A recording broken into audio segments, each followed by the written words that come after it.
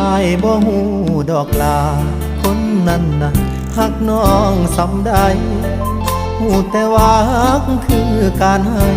หากน้องสุขใจอายยอมทุกอย่างเมื่อเจ้าเลือกเขาแล้วหน้าที่อายคือยอมหลีกทาง